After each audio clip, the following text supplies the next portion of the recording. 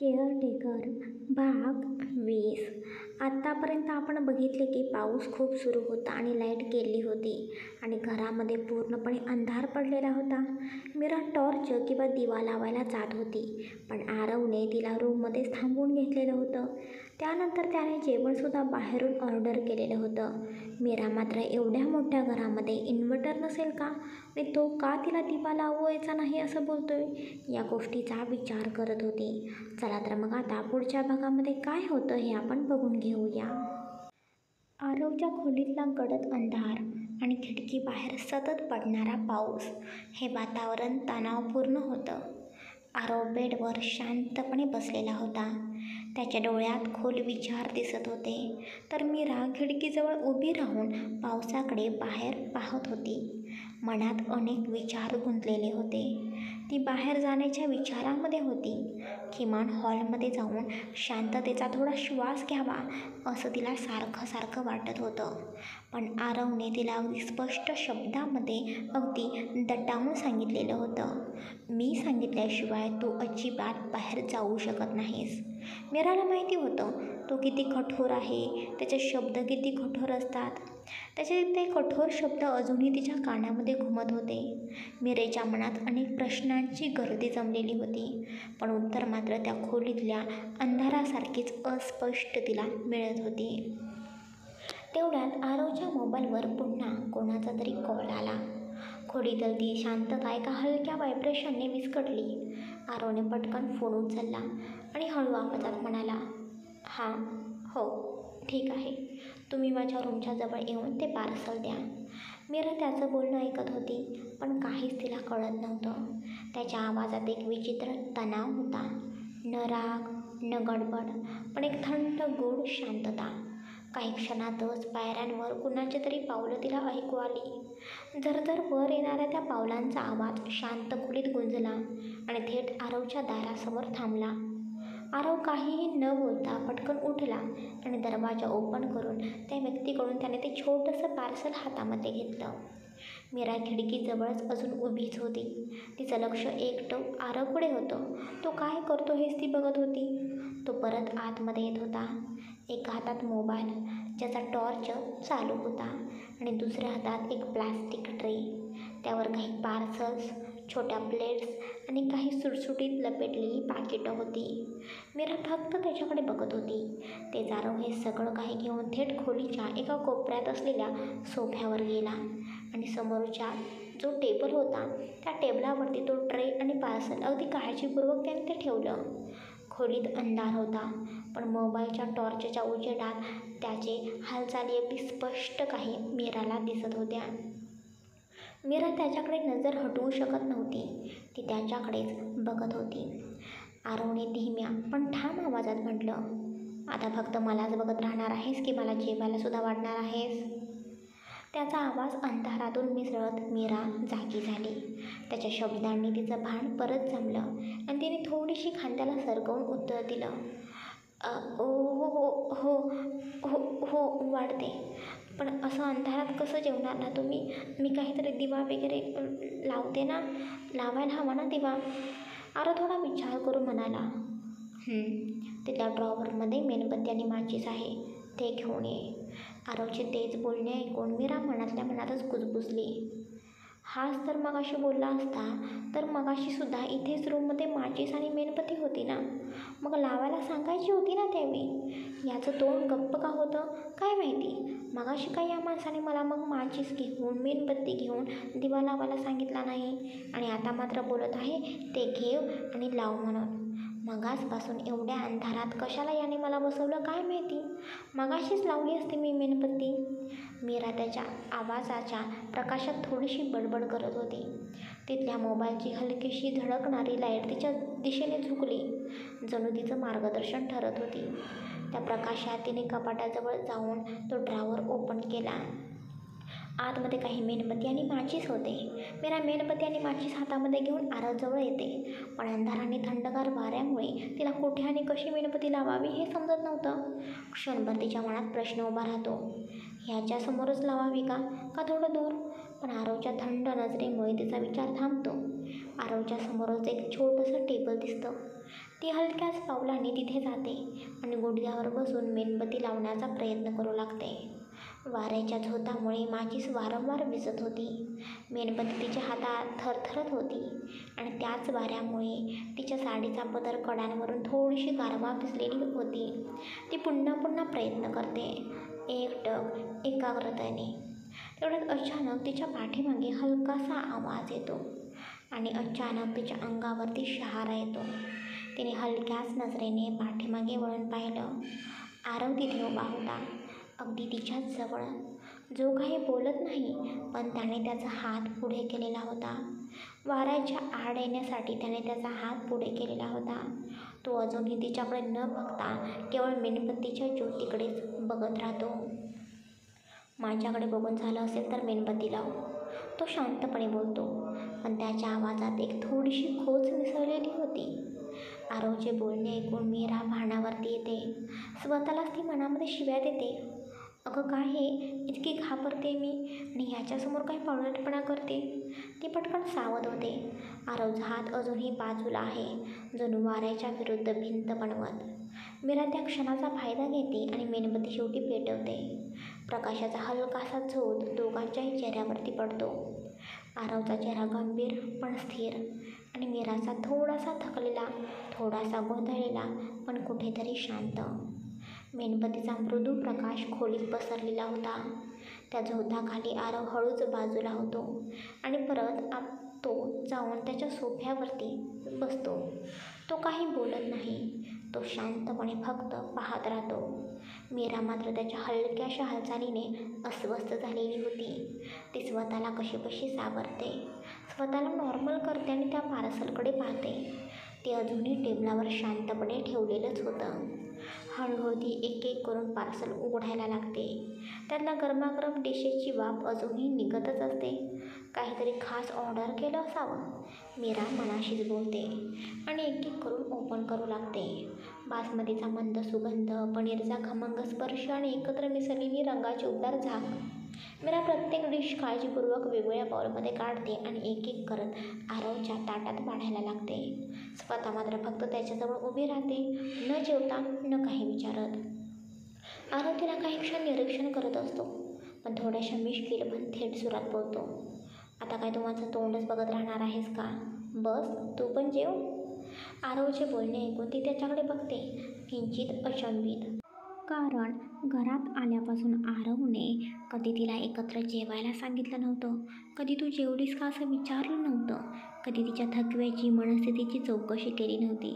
आणि आज सरळ सरळ तो बस म्हणून सांगतोय, जेव म्हणून सांगतोय. क्षणभर तिच्या मनात विचारांचा गोंधळ उडतो. आरवचं ते वाक्य तिला जवळीक वाटावं असं की उपकार, तिला काही समजत नव्हतं.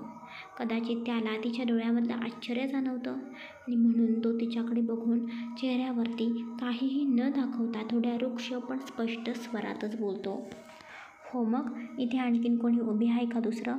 हे जेवण मी आपल्या दोघांसाठी मागवलेलं आहे आणि तसंही काय आहे ना, मला जेवण वाया गेलेलं अजिबात आवडत नाही. जेवण वाया जाण्यापेक्षा तू खा ना, बरं होईल, म्हणजे जेवण वाया जाणार नाही. त्याचं बोलणं ऐकता क्षणी मीरा भानावर येते. तिचा चेहरा थोडा शांत, पण डोळ्यातून एक विचार उमटतो. अच्छा, म्हणजे जेवण वाया जाऊ नये म्हणून हा मला जेव म्हणत आहे का? मला वाटलं काळजी. नाही, मी तर चुकले. या माणसाच्या मनात ना काळजी कशी काय असू शकते? आत्तापर्यंत कधी काही विचारलं नाही, मग आज अचानक सूर्य कुठे पश्चिमेला उगवला की काय, असं मला खरं तर वाटलं होतं. पण आरवने त्याच क्षणी पुढचं वाक्य बोलून तिला तिची जागा पुन्हा एकदा दाखवून दिलेली होती. ती मनाशीच नकळत हसते. एक प्रकारचा उपरोध, एक सवय बनलेली निराशा. बरोबर आहे. या माणसाने ना नेहमीप्रमाणे हिशोब ठेवलेला आहे, तरी म्हणलं हा माणूस माणसाप्रमाणे कसा काय वागू शकतो? ती संथपणे बाजूला बसते. आरव जेवायला लागतो आणि तिचा एक हात हळूहळू ताटाजवळ जातो. त्या दोघांमध्ये मेणबत्तीच्या प्रकाशा इतकीच शांतता पसरलेली होती, उबदार पण थोडीशी अंतर ठेवणारी, जशी त्यांची नात्याची रेषा, अस्पष्ट तरी हळूवार. मीरा तिचं ताट भरते. आत्तापर्यंत ती आपसूकपणे सगळं काही करत आलेली होती, पण आता मात्र ती थोडीशी अडखळते. आता मी कुठे बसावं, हा प्रश्न तिच्या मनामध्ये घोळत होता. आरवच्या बाजूला सोफ्यावर बसावं तर त्याला राग आला तर, तो आणखीन काही रागाने बोलला तर. ती काहीच ठरवत नाही. ती फक्त आपलं ताट हातामध्ये घेऊन खाली जमिनीवरती बसू लागते. पण तोच क्षणाभरानं आरवचा आवाज येतो. खाली काय बसतेस, इथे बस. त्याचं बोलणं ऐकून ती क्षणभर थबकते. आवाजात ना हुकूम ना प्रेम, पण त्याच्यातून असं काही ऐकणं हे तिच्यासाठी अनपेक्षित असतं. ती काहीच न बोलता फक्त हलक्याच आवाजात हो म्हणते आणि हळूहळू जाऊन त्याच्या शेजारी सोफ्यावरती बसते. त्याच्या इतकं जवळ बसणं तिला थोडं अनकम्फर्टेबल करत होतं. तिचं लक्ष जेवणावर नाही तर तिच्या मनात येणाऱ्या विचारांवरती होतं. हा इथे आहे, अगदी माझ्या बाजूला, इतक्या माझ्या जवळ आहे. त्याचं लक्ष माझ्याकडे नसेल ना? तो मला परत काही बोलणार नाही ना? ती फार काही न खाता केवळ 4 ते 5च घास पोटामध्ये कशीबशी ढकलू लागते. तिचं जीवन फक्त शारीरिक गरज म्हणूनच चाललेलं होतं. एक जबरदस्ती म्हणून ती जेवत होती. आरव मात्र नेहमीसारखा शांतपणे स्थिर डोळ्यांनी आपल्या जेवणात मग्न, काहीच न बोलता. काही वेळाने दोघांचंही जेवण संपतं. मीरा उभी राहते. तो अजूनही बसलेलाच असतो. ती कोणताही आवाज न करता टेबलवरचं सगळं काही आवरायला लागते. बाउल्स, ताट, पापलेले टिश्यू, मेणबत्तीचा थरथरता उजेड त्या सगळ्यांवर हलकेच पडलेला होता. टेबल आवरून झाल्यानंतर मीरा हळूहळू चालत बेडजवळ येते. खोलीत अजूनही मेणबत्तीचा मृदू प्रकाश आहे. तोच मंद प्रकाश तिच्या चेहऱ्यावर अलगद पडतो. तिचं लक्ष आरवच्या बेडच्या बाजूला ठेवलेल्या औषधांवर जातं. ती न बोलता त्या औषधांकडे हात लावते. एक एक करून ती सर्व गोळ्या हातात घेते. दुसऱ्या हातात पाण्याचा ग्लास उचलते. मग ती सावकाश आरवसमोर येते. आरव मोबाईलमध्ये काहीतरी बघत होता, पण त्याचं लक्ष खरं तर तिच्याच हालचालींकडे असतं. नजरेखालून का होईना, पण तिचा प्रत्येक कृती तो जाणून घेत होता. मीरा त्याच्यासमोर उभी राहते. क्षणभर ती गोंधळते. काय बोलावं, कुठून सुरुवात करावी? तिच्या मनामध्ये विचारांचे तरंग उठतात. तिचा आवाज अगदी शांत, किंचित घाबरलेला होता. ती थोडीशी हिंमत करते आणि एक मोठा श्वास घेऊन बोलते. ते औषधं द्यायची होती तुम्हाला. हे घ्या, औषधं घ्या. मीरा बोलते. तिच्या शब्दात काळजी असते, पण चेहऱ्यावर नेहमीसारखी स्थिरता नाही. तिचे डोळे खाली झुकलेले. आवाज हळूच. आरव एक क्षणासाठी तिला बघतो. त्या नजरेत काहीतरी वेगळंच असतं. न विचारलेलं, न बोललेलं, पण स्पष्टपणे जाणवणारं. मीरा अजूनही खालीच बघत होती. आरव शब्द न बोलता हात पुढे करतो. मीरा पटकन तिच्या हातातील औषध त्याच्या हातामध्ये ठेवते आणि पाण्याचा ग्लास त्याच्याकडे सरकवते. आरवसुद्धा शांतपणे गोळ्या तोंडात टाकतो, ग्लास उचलतो, पाणी पितो.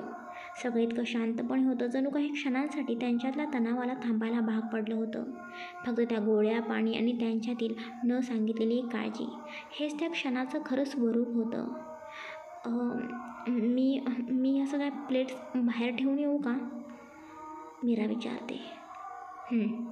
आरव फक्त एवढंच बोलतो. आरवने बाहेर जाण्याची परमिशन दिली हे ऐकताच मीराच्या चेहऱ्यावर आनंद उफाळून आलेला होता. तिने लगेचच टेबलवरच्या प्लेट्स, टिश्यू पेपर्स आणि बाकी सगळं काही पटकन उचलायला सुरुवात केली होती. तिचं लक्ष फक्त एकच होतं. कधी एकदा आरवच्या नजरेतून निसटून ती बाहेर जाते. कारण तिला शर्टलेस आरव आणि अंधारा रूममध्ये ते दोघेजण तिथे म्हणून खूप अनकम्फर्टेबल वाटत होतं. आरव मात्र काही क्षण तिच्याकडे पाहतच राहिला. तिची ती गडबड, धावपळ त्याच्या लक्षात आली होती. पण मीरा मात्र अजूनही स्वतःच्याच तयारीत होती. सगळं आवरून बाहेर जायची ती खूप घाई गडबड करत होती. ती निघणार इतक्यात आरव म्हणाला, उद्या ऑफिसमध्ये तुला यायचं आहे, लक्षात आहे ना? हे ऐकताच मीराच्या चेहऱ्यावरचा आनंद क्षणात उतरला. अरे हो, उद्यापासून या माणसासोबत ऑफिसमध्ये जायचं आहे मला. म्हणजे आता निवांतपणा संपला. घरातही नाही आणि बाहेरही नाही. 24 तास फक्त हाच माझ्यासोबत असणार. मीरा मनातल्या मनात विचार करते आणि बोलते. हो, आहे माझ्या लक्षात. आणि मी उद्या ऑफिसला जातोय, तेव्हा मला टिफिन हवा आहे. मीरा आता मात्र आश्चर्यचकित झाली. सकाळी तर त्याने टिफिन नको म्हणून झिडकारलं होतं आणि आता स्वतःहून टिफिन मागतोय. ती त्याच्याकडे बघतच राहिली. पण आरवचा चेहरा मोबाईलमध्ये गुंतलेला होता. एकदाही तिच्याकडे न पाहता त्याने ते बोलून टाकलं होतं. हा कसा माणूस आहे? सकाळी नको होता टिफिन, पण आता उद्या हवा आहे. मला वागायचं तरी कसं मग मी याच्याशी? मीराचं मन गोंधळून गेलेलं होतं. तरीही ती काहीही न बोलता तिथून बाहेर पडली. ती बाहेर पडल्यानंतर पाहताच आरवने पटकन फोन उचलला आणि कोणाला तरी त्याने कॉल करून सांगितलं. हां, हॅलो. पटकन लाईट सुरू करायला सांग, लगेच, क्विक फास्ट. आणि काही सेकंदातच घरातल्या सगळ्या काही लाईट्स अचानकपणे सुरू होतात. मीराने आरवच्या रूमपासून दाराच्या बाहेर पाऊल ठेवताच तिच्या लक्षात आलं, आत्तापर्यंत अंधारात असलेलं घर अचानक उजळून गेलं होतं. बाहेर पडल्या पडल्या लाईट सुरू झालेली होती आणि मीरा क्षणभर थांबून आजूबाजूला बघते. सगळीकडे घराच्या खिडक्यांमधून प्रकाश झिरपत होता. ही लाईट पण ना आता बरी सुरू झाली, ती मनातच बडबड करू लागली. अजूनपर्यंत मी त्या दहशतवादी माणसाच्या अंधाऱ्या रूममध्ये बसले होते तेव्हा काहीच नव्हतं, आणि आता मी बाहेर पडले की लगेचच प्रकाश. खरंच माझं नशीबच बेकार आहे. नेहमी असंच कशातरी अडकल्यासारखं मला वाटतं. ती बडबड करत किचनमध्ये येते, हातातलं सगळं व्यवस्थित ठेवू लागते आणि त्याचवेळी तिचं लक्ष घराबाहेर जातं. बाहेर अजूनही प्रचंड पाऊस पडत होता. विजांचा कडकडाट, ढगांचा आवाज, एक भीतीदायक शांतता होती. पण बाहेर लाईट नाही. मीरा खिडकीतून नीट बघते. रस्त्यांच्या खांबावर कुठेच बाहेर तिला लाईट दिसत नव्हती. सगळीकडे फक्त अंधारच होता. दूर दूरपर्यंत लाईट नव्हतीच, कारण सगळीकडे पाऊस असल्यामुळे सगळीकडची लाईट गेलेली होती. मगाशी मी पाहिलं तेव्हा सगळीकडे अंधार होता, आताही बाहेर अंधारच आहे. मग फक्त याच घरामध्ये लाईट कशी काय? ती मनातल्या मनात पुटपुटते. त्याच क्षणी तिचं लक्ष घरातल्या बल्बकडे गेलं. हा बल्ब हा मेन लाईटचा नाही ना, हा तर इन्व्हर्टरचा आहे. ती पटकन दुसऱ्या स्विचकडे हात लावते, पण काहीच होत नाही. इन्व्हर्टरच चालू आहे वाटतं. मेन लाईट अजूनही गेलेली आहे. मीराच्या चेहऱ्यावर एक वेगळाच विचार आता उमटलेला होता. ती मनाशीच विचार करू लागते, आरवला माहिती होतं ना घरात इन्व्हर्टर आहे, मग जेवताना त्याने मेणबत्ती लावायला का सांगितली? एवढं सगळं अंधारात का ठेवलं? एकदाही काही बोललं नाही, इन्व्हर्टरचं बटनसुद्धा चालू केलं नाही, आणि आता मी बाहेर पडले तेव्हा मात्र अचानक इन्व्हर्टर सुरू. ती थपकते. हा माणूस खरंच त्रास देण्यासाठी हे सगळं काही करत होता का, की याच्या डोक्यात काही वेगळं चालू होतं? मीरा विचार करतच हळूहळू बेडवर आडवी पडते.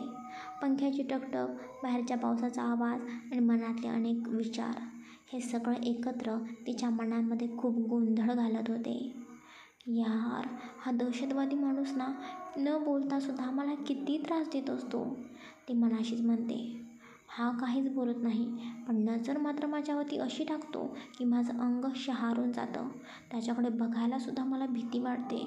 किती डेंजर माणूस आहे हा. तिचं मन पुन्हा त्याच वळणावर जातं. आज मी स्वतःहून टिफिन तयार केला, पण त्याने नकार दिला.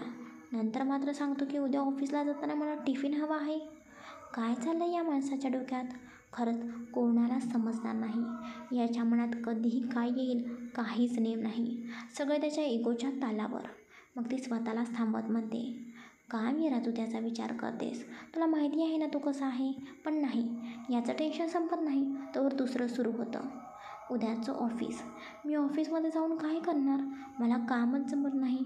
फक्त त्याच्याकडे बघत बसायचं का? सगळे लोक विचारतील तू इथे काय करतेस? काय सांगायचं त्यांना की मी राज्याध्यक्षाची केअरटेकर आहे म्हणून?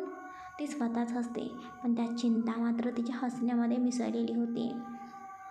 आणि आता उद्यासाठी ड्रेस, गुडघ्यापर्यंतचे शॉर्ट ड्रेस? नाही, मला ते काही पचत नाही. साडीच मग नेसावी का? पण ऑफिसमध्ये साडी योग्य वाटते का? वाटत नाही, पण तरीसुद्धा साडीच नेस तू जे घालायला कम्फर्टेबल आहेस ना तेच तू घाल, उगीच नको ते घालू नकोस. मीरा मनाशी बडबड करते आणि ती कपाट उघडते. एक एक साड्या ती पाहू लागते. रंग, कापड, ब्लाऊज आणि त्या डीप नेक स्लीवलेस डिझाईन्स. काय यार, या माणसाने सगळे ब्लाऊज असे स्लीवलेसच आणलेले आहेत. त्याच्यासमोर काय घालावं म्हणून मला आधी अनकम्फर्टेबल वाटत होतं, आणि आता इतक्या लोकांसमोर असे कपडे घालायचे. ती एक मोठा श्वास घेते, थोडा घाबरलेला पण थोडा ठाम. जाईन, मी साडी नेसूनच जाईन, पण मी डगमगणार नाही. घाबरलेले दिसले की लोक प्रश्न विचारतात, स्वतःचा आत्मविश्वास दाखवायलाच लागतो. तिची नजर एका निळसर रंगाच्या हलक्या शाईन असलेल्या साडीवरती जाते आणि मीरा ती साडी नेसायचा विचार करते. ही साडी मी उद्या नेसते, कमीत कमी यामध्ये मी स्वतःसारखी वाटेल. सकाळ झालेली होती. पहाटेचे 5 वाजले होते. अलार्मचा आवाज येताच मीरा दचकून उठली. डोळे अजून अर्धवट झोपेत होते, पण मन पूर्णपणे जागं झालं होतं. तिच्या लक्षात आलं, आज तिला आरोसोबत ऑफिसला जायचं आहे. ती पटकन बेडवरून उठली आणि रोजच्या रुटीनला सुरुवात केली. किचनमध्ये जाताच तिने लिंबू पाणी तयार केलं. तेवढ्यात आरवही उठलेला असतो. तो शांतपणे ती लिंबू पाणी घेऊन सरळ जिममध्ये जातो, काहीही न बोलता. मीरा पुढे आवराआवरीला लागते.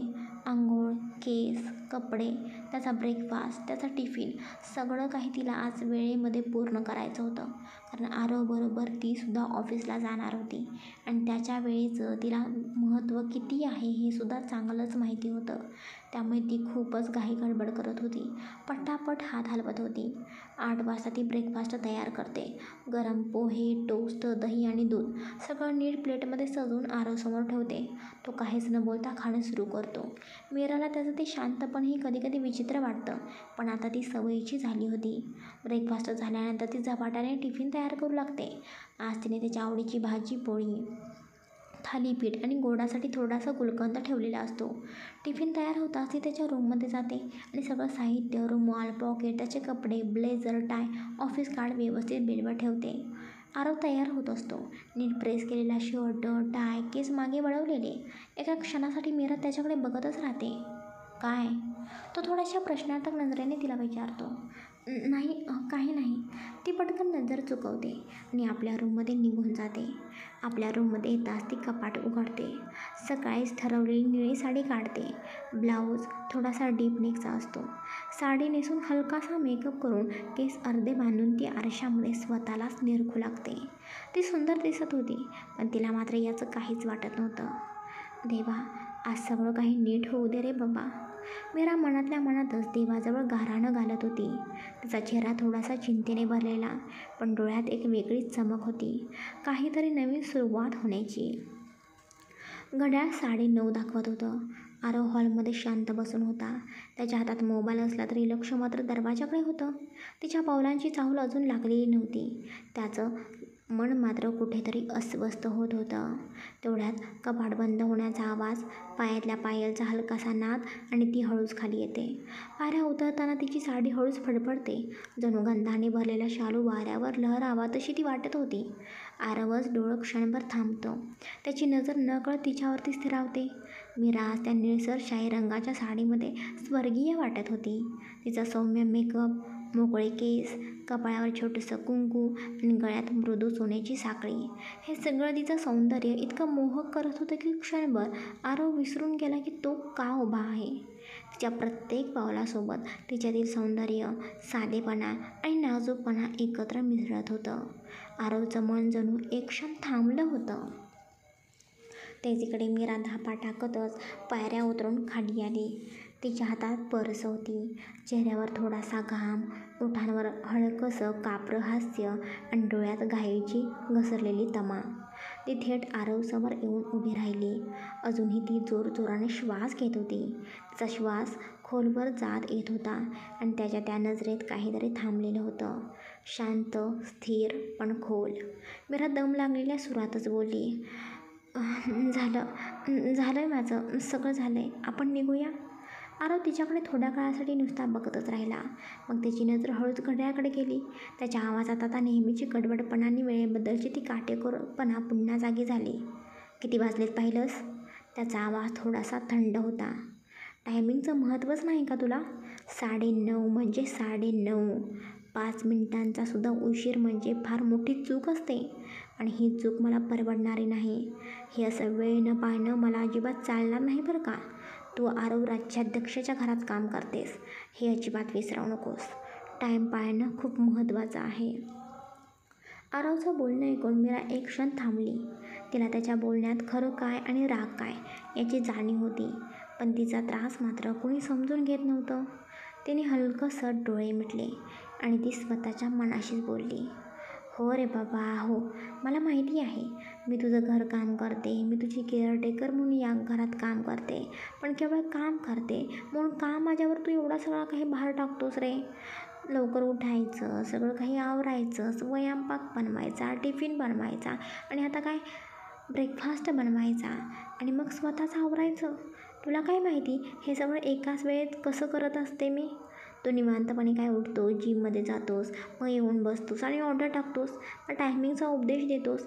एखाद्या दिवशी तू माझ्यासारखं सगळं करून दाखव, मग बघू कुणाचा वेळ चुकतो ते.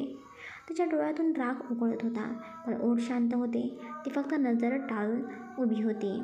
आरव तिच्या चेहऱ्याकडे एक कटाक्ष टाकतो आणि बोलतो, झालं?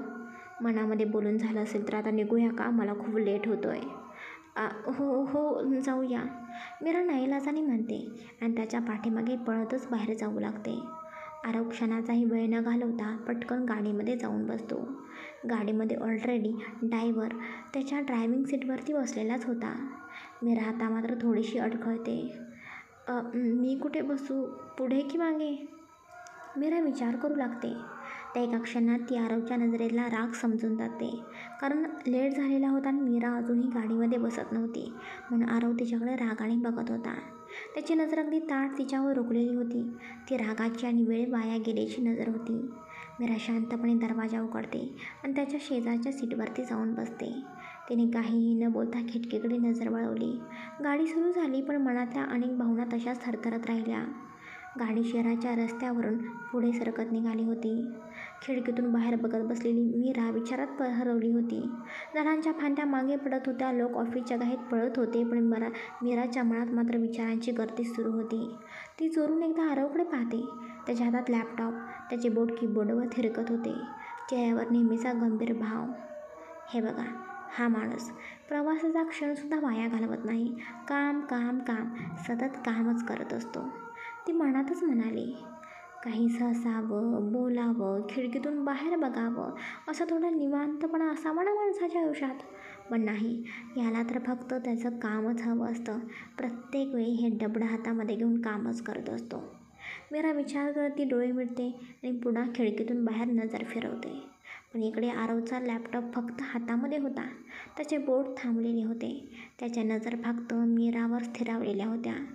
ती साडी, त्या साडीचा मृदू पदर, ब्लाऊजचा खोल गळा, तिची मान, तिचा तो हळवा शांत चेहरा, सगळं काही त्याच्या डोळ्यांखालून एका संत हालचालीत चाललं होतं. तेवढ्यात त्याच्या लक्षात येतं की समोरच्या आरशातून ड्रायव्हरसुद्धा वारंवार मीराकडे पाहतोय.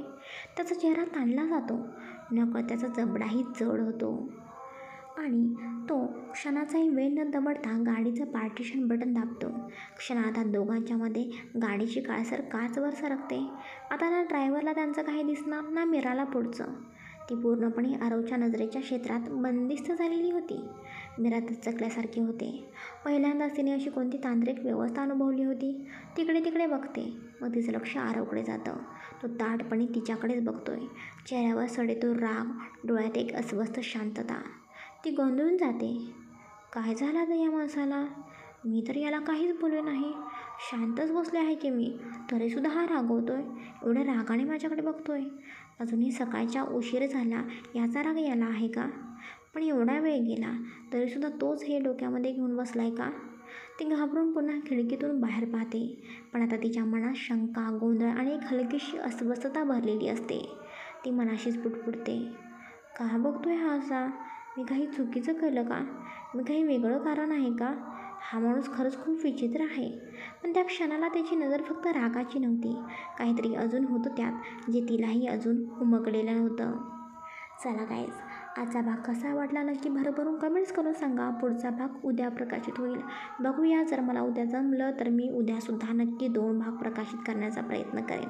पण प्लीज फोर्स करू नका की टाका म्हणून. मला जमलं तर मी नक्कीच टाकायचा प्रयत्न करेन. मी तुम्हाला आश्वासन दिलेलं आहे की माझी एक्झाम संपलेली आहे, त्यामुळे मला जमेल त्या दिवशी मी नक्की 2 पार्ट टाकण्याचा प्रयत्न करेन. बाकी आपली कथा अशीच वाचत राहा, ऐकत राहा आणि भरभरून कमेंट्स करून मला सांगत राहा. Bye, take care, good night.